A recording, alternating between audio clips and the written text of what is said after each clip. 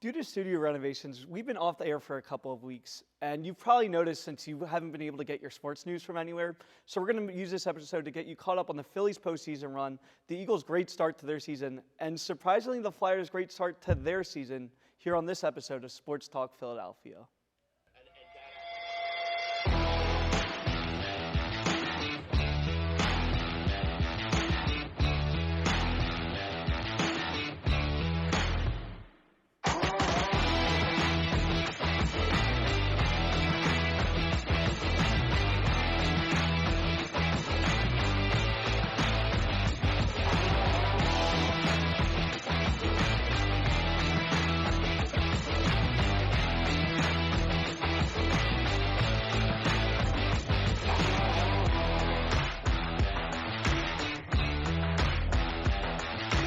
Welcome back to Sports Talk Philadelphia. As always, I'm your host, Aiden Tuczynski, and I'm joined by my usual full panel. I've got Shane Nolan on my immediate left. Shane, how are you doing? Angry and depressed. Yeah, I feel like that's probably the mood for most of this panel. I've got Riley Kavchuk next to me, or to my other left. Riley, how are you doing? Could be better, but today's a new day. Yeah, and then and then to my farthest left, I've got Mike Holden. Mike, how are you doing? Terrible day. But hey, we're here, and we'll make it work. Yeah, we will make it work. So obviously, if you haven't heard, the Phillies did lose in Game 7 of the NLCS, but we are going to go all the way back to the wild card round to start off talking about the Phillies, since we weren't on air when they started their postseason run, and it was a heck of a run, even though it didn't end the way we thought it was going to. So in the wild card round, they won the series over the Marlins 2-0. We got a grand slam by Bryson Stott, which is only the second grand slam in Phillies postseason history. And Aaron Nola pitched 7 innings, no runs, 3 Ks in Game 2. So Shane, I'm going to start with you. Look, I know that it didn't end the way we thought, but it started off so well in that series against the Marlins. Yeah, it did. And during the wildcard series, you didn't have the big bats going right away. I mean, I know JT Realmuto did hit a home run in Game 1, I think it was. But it was the younger guys who was getting going. You had Bryson Stott with the grand slam in Game 2. Rojas had a couple hits. Pache had a couple hits. So, yeah, I mean, during the wildcard series, it looked like this team was probably going to make it all the way. And then, obviously, with the way Nola and Wheeler pitched in both Game 1 and Game 2, you couldn't just ask any more better than what they did. Yeah, and Riley, when you think about the fact that the two guys that hit grand slams in Phillies postseason history is Bryson Stott and Shane Victorino, those are not guys you think of as home run hitters. So for them to come in clutch before those bats started to heat up, it was just a really good sign for the Phillies. It was, and it really got the fans going and gave us a lot of confidence. The pitchers were reliable. I know Zach Wheeler, he struck out 8, so that was great to see. And then on top of that, the grand slam and the reaction, it was just great. Yeah, it was a great start. Everything about. I was at Game 2, so to be there for that moment was just absolutely amazing. When you see the fact that you have a guy that can hit a home run like that to get the fans going, like Riley said, JT hitting a home run, and just the way that the pitching looked, it looked like they were going to make a deep run. And they did then go into the Braves series very, very confident, won that series 3-1. Nick Castellanos broke a baseball record, hit back-to-back multi-homer games. Only player ever to do that. And the Phillies pitching held the Braves to 7 runs. I'm going to go to you, Mike, first. When you look at what Nick Castellanos did, and he definitely cooled down in the NLCS, but in the NLDS, he was probably one of the best batters that we've ever seen in Phillies postseason history, if not baseball history. Yeah, I'll try to forget just what the NLCS, but we're just talking NLDS. Yeah, that was what those 2 games at home that he hit those back-to-back multiple home runs. They were just so great, and it was just so cool seeing him and his kid. I think that also had such a big impact, just making him play better. Just seeing his kid right next to the dugout definitely makes probably him perform a little bit better. Pitching was also great, and the Braves just seem like, I guess we're just their kryptonite once October comes, because 104 wins, and again, for a second season in a row, we beat them, and it seems like Brian Snitker just tried to change the lineup up, which is one of the best offenses in the year, and he tried to change it up in Game 1, and it just did not work, but we'll take it. Again, it's so much similar to last year's series. With the Braves. I feel like it was just a lot of similarities. Not that we just beat them 3-1, but just the way we did beat them. Yeah. It was pretty, besides the Game 2, which we should have won, it was pretty uneven series. talent-wise, I feel like we beat them pretty handily. The biggest moment in this one was definitely Orlando Arcia saying "Attaboy Harper" after Game 2, I believe it was, and then Harper hitting 2 home runs in Game 3, which sort of overshadowed Nick Castellanos' home run. So, of course, Nick had to then hit 2 the next game. But Shane, when you just think about that moment, it feels like that the Phillies and Braves are going to be battling for a while when it comes to division. And when you see that moment, I feel like that's going to be a spark. Not only will we remember for this playoff run, but going into the next year and future years as well. Yeah, and to just go off of the point with Harper and the attaboy comment, I don't think that specifically got, that was just extra motivation, but I think just the play in Game 2 that he overran second base and didn't get back in time, I just think he wanted to show up for the fans. He wanted to show up in that game. And also, back to the Castellanos point, after the Braves won the division in Citizens Bank Park, there was a picture of Castellanos in the dugout watching them celebrate. And it's just the fact that it was like he used that for motivation, Bryce Harper with his motivation. It's just you've seen these guys were really locked in this series, and you know they wanted it in the Braves series by the way they hit the ball. Yeah, and like you said, they definitely won in that series. They won it at the beginning of the NLCS, and then they lost it. The bats went cold. You had your top 3 guys in Schwarber, Turner, and Harper combined for 1 for 20 in Game 6 and Game 7. Crucial games that would have won them the series. Craig Kimbrell lost Game 3 and Game 4, blew a save in Game 4. So just a lot of things went wrong. Riley, what was your biggest factor to why the Phillies didn't win the NLCS? I don't know if I have an exact factor. The pitching, I feel like the pitching is where it started. We started great. We started amazing, 10-0. That really gave fans such a great belief going forward that we didn't have any negative expectations going forward. But then the pitching started getting worse. Then the batting started getting worse, and no one swung, no one ran, we didn't get. Yeah, there was a lot of things. It felt like at the end they just got fatigued almost, which is weird to happen, but that's just what it looked like in my opinion. Mike, when it comes to the lineup, Topper was very clear that he wasn't going to change anything in the lineup, and it worked out at the beginning with Bohm hitting that home run after being just super cold. Do you think that some of his managerial decisions were to blame, or do you think the players just didn't show up in the last couple of games? Yeah, listen, I love Rob Thompson. What he did last year was great. What he did this year was great. But these past 2 playoffs, there has been some questionable things with his managing. And, I mean, it comes with the bullpen. It comes with the lineup. I mean, I know the whole thing with the lineup is if it ain't broke, don't fix it, or whatever it is. But I just think with Bohm hitting 4th, I know he hit the home run yesterday, but before that, he was in so many big situations where Harper got on base and he swung at the first pitch, pop up, or just 3 straight strikes looking, and that one at bat, forget what game it was, but such a big moment, and he just looks at 3-2 right down the middle. It's just, you can't do that, and I love Thompson, but I think in that moment, you have to move Bohm out of that, switch JT, Castellanos. Even last year, he didn't do that with Castellanos. He struggled throughout the World Series, and he didn't move him. So I love Thompson, but the way he did manage these playoffs and last year's playoffs are kind of a little concerning, but I do like him as a manager. He's a great leader. Yeah. But, yeah, they are a little concerning. Yeah, so there was a lot of arguments about the batting order. There was also a lot of arguments about the bullpen. Putting Craig Kimbrell in a clutch situation like that did not work out. Putting a Ryan Kirkering in, who was a rookie in clutch situations, did not work out. Shane, what were your thoughts on the bullpen and the way it was handled? I don't think Kimbrell should have came in that inning in a high-leverage situation with people on base. We've seen it in the second half of the season. He did not do well. In the Brave series, there was a couple incidents where he got people on base. He did. I mean, in Game 3 of the Brave series, or Game 4, he got that big out from Acuna.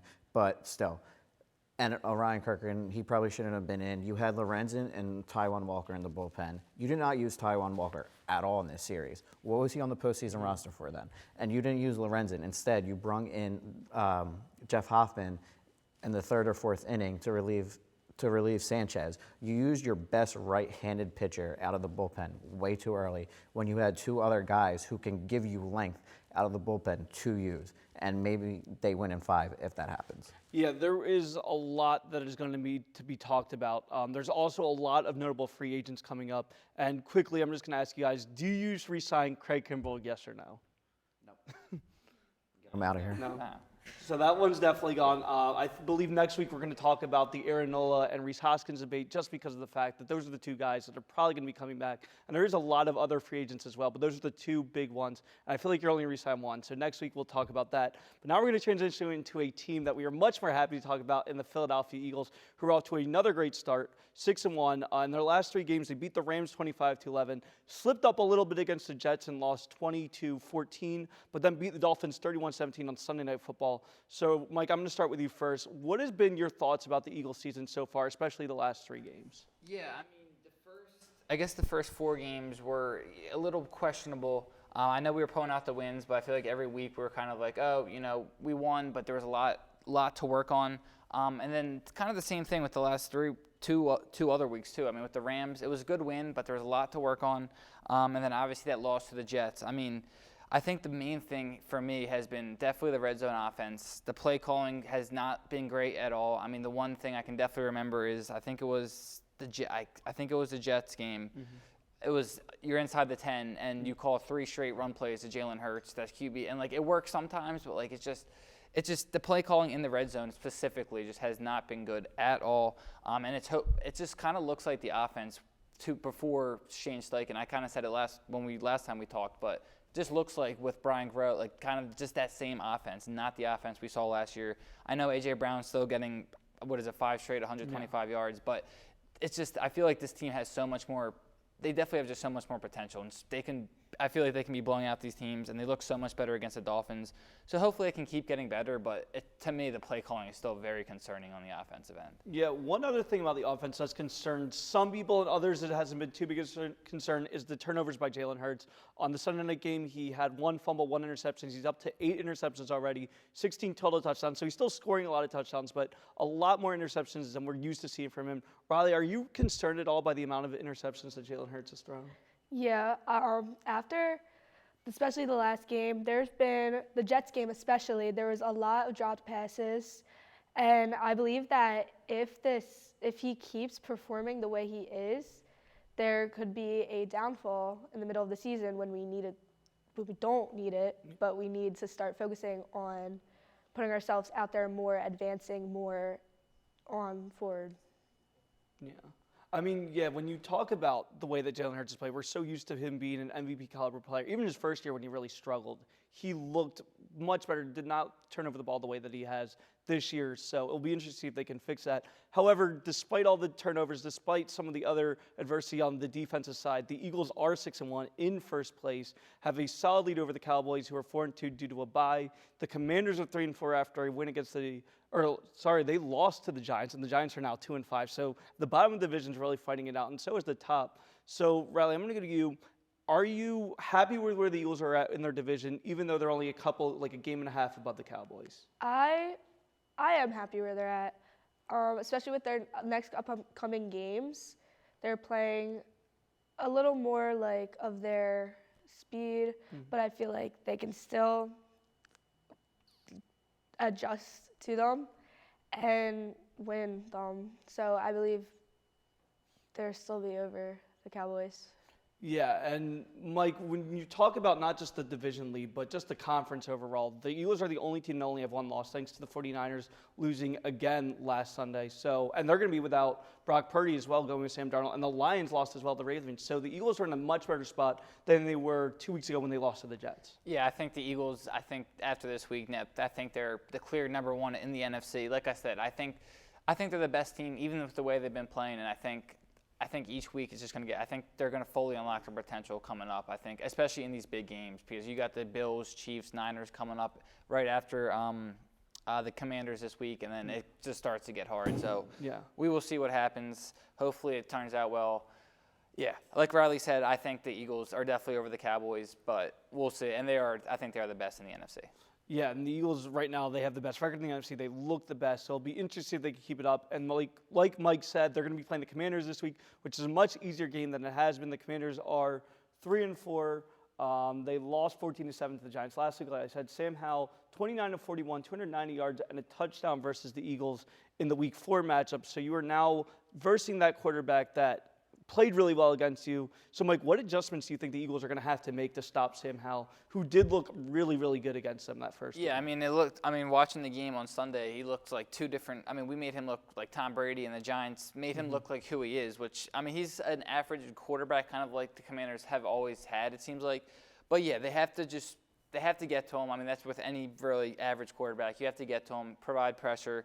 Jalen Carter has been great. Hopefully everybody's healthy. And I think a big thing that the Eagles signed this week is they did sign Kevin Byard. So I think that will definitely help the defense in this game. I don't know if he's playing this game. We'll see. But I think this should be much easier than when they played in Week 3 when they beat them in overtime. But I think they should squeak it out, and hopefully not squeak it out. Hopefully they can easily beat them.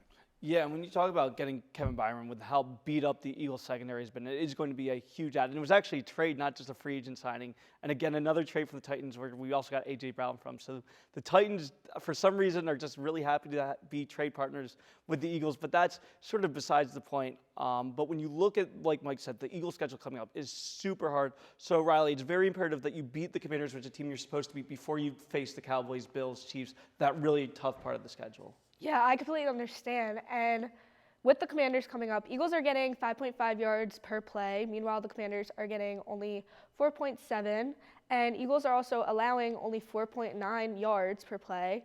And Washington is 5.7. So going into this game on Sunday, the Eagles have a much higher advantage with the Commanders than the others. Yeah, so before we wrap up, just quick score prediction, guys. What do you think the score is going to be like after this game? I'll say 34-17. All right. Yeah, I also think it's a little bigger. I said 31-14 Birds. Okay. That's a good one. I'm going to go 30-21. I think the Commanders score a late touchdown afterwards, but I do think that the Eagles could look a lot more solid. They're going to put up another 30 points after they put up 30 on the Dolphins. So that wraps us up talking about the Eagles. We're now going to go to the Flyers, whose season started, and they are off to a much better start than we thought they were going to be. So they're 3-2-1 right now. They've had a very successful start to their season. Like I said, they've scored 4 more goals in 4 games and currently third in the Metro Division. They were first, but lost to the Las Vegas Golden Knights last night. So, Shane, what is your takeaway so far from the start of the season? Yeah, no, they look pretty good this year to start the season. I mean, the offense looks good. The defense actually looks good. Surprisingly. But yeah, they against the Oilers, the Oilers haven't looked good to start the season, but they held Connor McDavid to no shots on net, so that was a big thing. Their penalty kill looks really good this year too, aside from their power play. I mean, they're scoring more goals on the penalty kill than they are on the power play. They have 4 shorthanded goals this year, 1 against the Canucks, and they had 3 in 1 game against the Dallas Stars, who are a really good team, but they lost into overtime to the Stars. But yeah, they all together, they look really good this year. Yeah, so I do agree with you that if their power play was any better, they would actually have more wins and probably would have won that Stars game. What do you think the biggest weakness is to their power play? Because you obviously in power play you have a man advantage, so you should be scoring goals, and the Flyers just look incapable of doing it. It doesn't seem like they shoot the puck.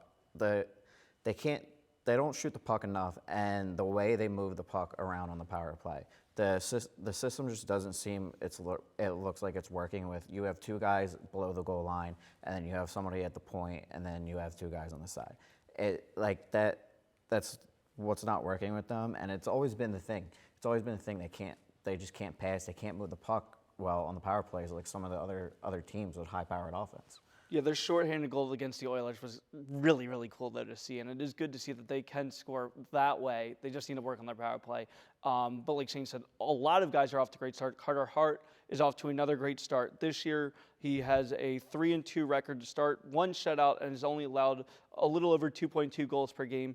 Travis Konechny, 5 goals, 2 assists. Joel Farabee, 3 goals, 1 assist. Cam Atkinson also has 4 goals, and Travis Stanheim has 5 assists to start off the season. So, Shane, who's been the best player so far in your opinion? I'm going to go with Carter Hart. I mean, not the season that he had last year. I mean, yes, it wasn't his best season, but I mean, look at the team that played in front of him last year. He looks so much quicker this year, moving post to post, and it looks like he's reading each play very well, and he's watching the puck very well too. And it just seems like he's just has an extra I don't know. But he just looks really, really good this year, and he just looks like he probably just some of the things that he wanted to work on in the offseason, he did that. So, yeah, you said last year wasn't one of his best seasons. It also wasn't one of his worst, and he was starting to look a lot more like the player we saw his rookie year, his second year. Do you think that he is developing back into that player, especially after the start he's had now, and how he looked a little bit better at the end of last season? Yeah, I do, because this is kind of usually where goalies kind of go into their prime around this age, 25, 26, and he's 25. And so he was a highly talented goalie prospect when we drafted him. And he's finally, not finally, but he's just kind of continuing that from when he started off with the Flyers in his first season and his second season. And also the defense is a lot better in front of him this year, so far. Yeah, the defense has always been a big concern for the Flyers. So the fact they're playing much better is a good sign. I want to go back to Cam Atkinson because he's a guy that's been beat up the last couple of years. We haven't seen him on the ice as much as we thought we were going to when we first signed him. Off to 4 goals already in the first 6 games. How important do you think it is for him to stay on the ice if the Flyers want to be competitive this season? I think it's very important because he's a good player. He's good for the power play. He had one of the shorthanded goals. I think it was against, like you said, the Oilers. And with him missing the season last year, you didn't know how he was going to get off to a good start this year. And that's what he has, even after missing a full season. So Flyers off to a great start. How long do you think they can keep this up before they either fall out of contention or stay a little bit in contention? I'm going to give it at least until December. Okay. That's see where they're at in December, and then. So you think December they're going to start to slip up a little bit? Maybe. Slip up, maybe. Whether that's either they slip up or they continue to play well. All right. Yeah, I saw a couple of people, Flyers fans, saying that with John Tortorella, you know that the team's going to be competitive. They're much more competitive than we thought they were going to be at any point last year, even though they still weren't very good.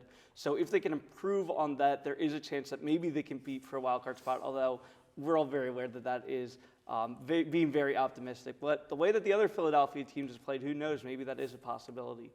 We're now going to go into Fast Five, starting off with our favorite segment, Talking Baseball with Shane Nolan. I didn't get to do this for the past 3 weeks because we haven't been here, but Braves and Dodgers fans, your team did not lose because of the postseason format. Shut up. Stop talking about it. That's just an excuse. The Braves are the best team in baseball this year. They broke a home run record. They broke so many records in baseball this year over a 162-game season. If the best team is supposed to be the World Series winner, might as well just not have the playoffs and just give the trophy to the best team already. Stop with the excuses. You didn't win because better teams beat you. The Dodgers are known playoff chokers, along with Clayton Kershaw, and so are the Braves. As many division winners that they won in the 90s, they only won one World Series, just like they have these past couple of years since 2018. Yeah, no, I 100% agree with that. And I do find it very funny that Orioles fans just haven't complained at all after winning 100 games. I think it's because they knew that their team was not going to be very good in the postseason just because they didn't have those postseason guys. But yeah, hearing Braves and especially Dodgers fans complain too because it's the second time in a row that they've lost to an NL West. I think that's what it is, honestly. You lose to your rival, you want to make excuses. But yeah, I 100% agree with you. There's no reason to do that. We're now going to go with our next question to Mike, which is an NFL question, which is who's the best team in the NFL after 7 weeks? I'm probably going to say the Eagles just because I think that bounce back that they had against the Dolphins was huge because the 49ers could not do that. So I think that kind of separates them a little bit. And then I think the Chiefs are right behind them. But I think it is the Eagles just because their offense is so good. And like I said earlier, once it starts to all click, I think it's going to really start to look like last year. But the real test is going to be the next few weeks. But yeah, and they added Kevin Byard, like we were talking about, who is an all-pro safety. So that's huge for them. And hopefully, I think the big thing is just staying healthy, too. I know Hurts is a little banged up. And they also signed Julio Jones, too. So hopefully that could maybe add a little bit production from the third receiver spot. But I do think it's the Eagles still. And maybe they'll make another couple moves before the deadline. Yeah, I feel like the Chiefs and Eagles are sort of at the same pace right now, where the Chiefs got off to a super slow start as well. Lost game 1 the Lions. Did not look great in a couple of teams they should have beaten, especially the Denver game. They only won 19-8. They're looking much better as well. So I think that either one of those teams are going to be very, very good. Riley, I'm going to go to you. The Sixers season is starting this week. What is your expectations for the team? The Philadelphia 76ers are a stacked team. They have some of the best players in the NBA, and they also have the culture that requires a winning mentality and a lot of young players, which that can bring us to a possible playoff again and hopefully playoffs are in favor, so we'll actually go through with the playoffs. Yeah, their opening game is against a team that I think is probably going to win the East, and the Milwaukee Bucks. So it should be a good matchup. It will be good to see what the Sixers can get done, and hopefully they can pull off a win and pull off many more wins as the season gets going. This is a question to the entire panel. We now know that the World Series is set between the Texas Rangers and Arizona Diamondbacks, so I'm just going to start with Shane and go around. Who do you think is going to win this World Series? Rangers in 5. Rangers in 5? Yeah. Riley, what about you? Rangers in 5 also. Okay. Yeah, I guess I'm switching up. I'm going to go Diamondbacks in 7 just because I'm kind of done underestimating them. The Rangers are known for choking, especially in World Series last time, 2011. So I think I'm going to go Diamondbacks in 7. Yeah, you know what? It's so funny. I'm on the same place that you are, Mike. Yeah. I'm totally think that the Diamondbacks could win this series. When you see that everything that they've done, like the teams they ran through, we talked about the Dodgers. They beat the Brewers as well in the 2 games. So this is a team that's going to be very competitive. Do you guys have any predictions for who the MVP is going to be? God. No, you're good. Adolis Garcia Okay. I like it. from the Texas Rangers. I guess if I'm picking the D-backs, if they're going to win, it's probably going to be Ketel Marte or maybe one of the big guys like Gallen, one of their pitchers stepping up. I'm thinking Corbin Carroll. Yeah, I think Corbin Carroll Corbin Carroll was looking really, really good at the end And of they're that NLCS. starting to run finally. I Yeah. don't know why they weren't stealing. Yeah, and that's another thing too, that they looked very tentative almost Yeah. to start off. Once they started to run. Yeah, once they started to run, they look good. So I think that it will be a very competitive World Series. To wrap up, we're going to go to college football. The Heisman Trophy race is getting a lot more wider, especially with USC's loss this past week to Utah. My front runner right now is Michael Penix Jr. of Washington. 20 TDs, 5 interceptions, also have not lost a game, are set up perfectly to run into the college football playoffs. So I have him first, Caleb Williams second. He's played pretty well, but those 2 losses to Notre Dame and Utah are going to be brutal for the Heisman Trophy candidacy when you're looking at wins and losses and where your team is. USC is also ranked 24th, so that really hurts them as well. I'm going to then go with another Pac-12 quarterback. It's really a shame the Pac-12 is folding with how many great quarterbacks they have, because Bo Nix has been awesome. As much as I really don't like Bo Nix, it's because he usually falls apart. 19 touchdowns, 1 interception. Oregon only has 1 loss. They're also set up decently for a playoff run if they can stick with that 1 loss. And then my last guy, Jaden Williams, he's sort of an outsider right now, but he does have a passer rating of 204, and he leads the leads the NCAA, and he's also up there in yards. I think any one of these guys could win, but at this point I have Penix. And that wraps up this episode of Sports Talk Philadelphia. Thank you so much for watching. Make sure to check us out on social media at Twitter and Instagram at Sports Talk LTV. We hope that you are excited that we're back, as excited as we are that we're back, and we will see you for next week's episode. Thank you so much for watching.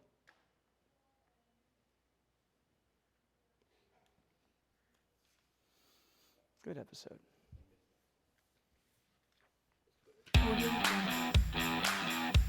It's X, formerly known as Twitter. I don't know.